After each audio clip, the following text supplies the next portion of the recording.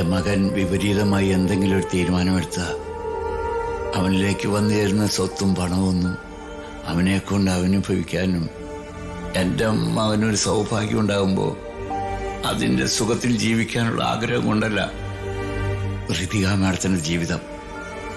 ആ പാവത്തിൻ്റെ ഇഷ്ടത്തിന് നന്നാവാനും പത്മാവതി മാഡത്തിന് സത്യസന്ധത തെളിഞ്ഞ് വർഷങ്ങൾക്ക് മുമ്പ് വർമ്മ സാറിന്റെ കുടുംബത്തിലുണ്ടായ ചില തെറ്റിദ്ധാരണകളും തെറ്റുകളും തിരുത്താനും ആഗ്രഹിച്ചു മാത്രമാണ് ഞാൻ.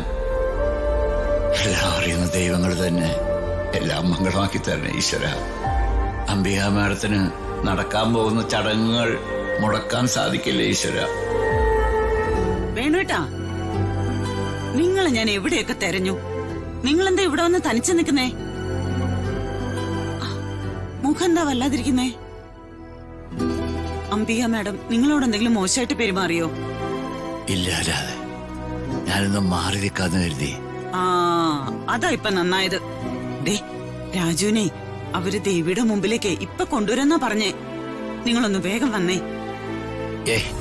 ഞാൻ വരുന്നില്ല രാധെ, നീ പോയിക്കോ, ഞാനിവിടെ നിന്നോളാം. ഇവിടെ നിൽക്കാനോ? അപ്പോ അവിടെ നടക്കാൻ പോകുന്നൊന്ന് നിങ്ങക്ക് കാണണ്ടേ? ആ ചടങ്ങ് നമ്മുടെ മകൻ തന്നെ ചിലപ്പോ മുടക്കൂന്ന് ഞാൻ എങ്ങനെ ഇവളോട് പറയും? നിങ്ങൾ എന്താ ഒന്നും മിണ്ടാത്തത്? അത് ശരി, നിങ്ങൾ രണ്ടാളും ഇവിടെ വന്ന് നിൽക്കുകയാണോ? വർമ്മ സാറ് നിങ്ങളെ രണ്ടുപേരെ അന്വേഷിക്കുന്നുണ്ട്. വന്നേ ഇങ്ങോട്ട് വാ.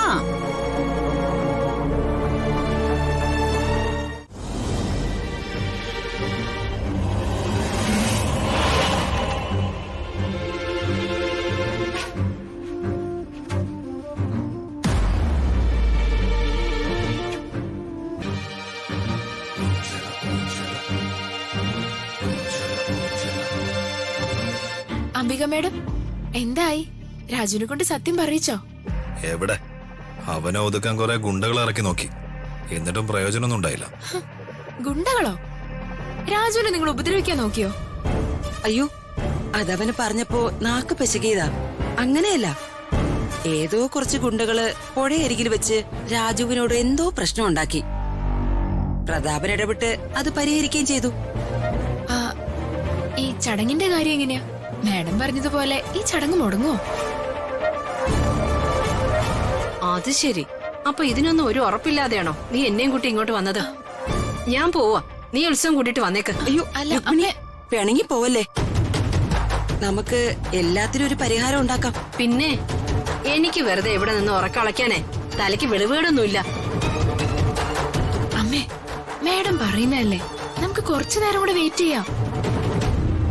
ഞാൻ 1 മണിക്കൂർ നോക്കും, എന്നിട്ടും ഒന്നും നടന്നില്ലെങ്കിൽ മര്യാദയ്ക്കൊന്നെങ്കിൽ എന്റെ കൂടെ നീ വരണം. ഇല്ലെങ്കിൽ നീ എന്നെ പോകാൻ അനുവദിക്കണം. മനസ്സിലായോ? മനസ്സിലായി അമ്മേ. നീ വാ.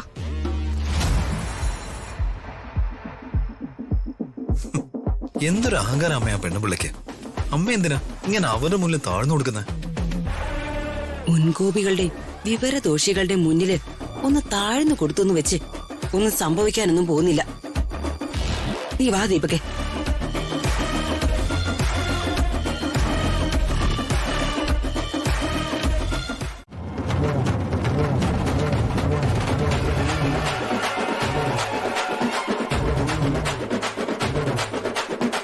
രാജു, ഞാൻ പറയുന്നത് ഏറ്റുപറഞ്ഞ ശേഷം രാജു ഉടവാള് കയ്യിലേക്ക് വാങ്ങണം.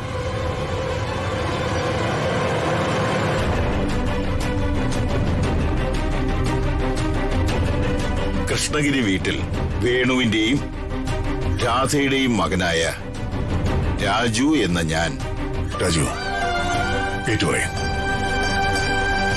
കൃഷ്ണഗിരി വീട്ടിൽ വേണുവിന്റെയും രാധയുടെയും മകനായ രാജു എന്ന ഞാൻ. ശ്രീവിലാസം തറവാട്ടിലെ പ്രതാപവർമ്മയുടെ ഒരേ ഒരു മകളെ വിവാഹം ചെയ്ത് ആ കുടുംബത്തിലെ ഒരു അംഗമാകുകയും. ഏറ്റു പറയൂ രാജു.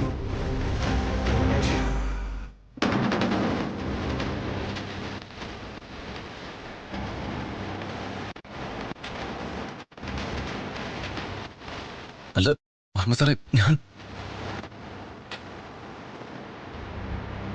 സമയം കളയാതെ പറയൂ രാജു.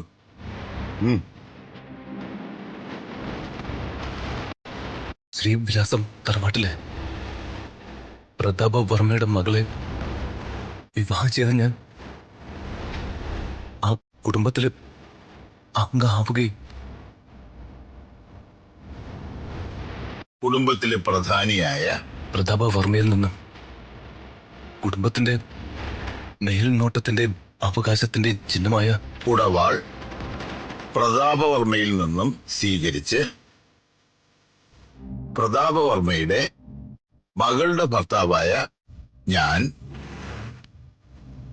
എല്ലാ സ്വത്തുക്കളുടെയും അവകാശം ഏറ്റെടുക്കുന്നുവെന്നും കൂടാതെ പ്രതാപവർമ്മയുടെ പിന്മുറക്കാരനായി പ്രതാപവർമ്മയുടെ സ്ഥാനം ഇനി അങ്ങോട്ട് ഞാൻ നോക്കി നടത്തിക്കൊള്ളാമെന്നും പ്രതിജ്ഞ ചെയ്യുന്നു.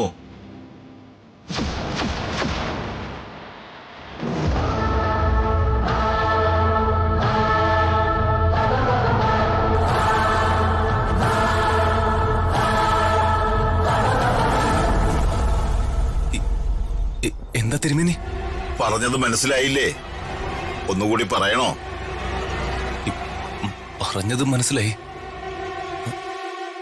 പക്ഷെ ഇങ്ങനെയൊന്നും അല്ലല്ലോ ഇവരൊക്കെ എന്നോട് പറഞ്ഞ്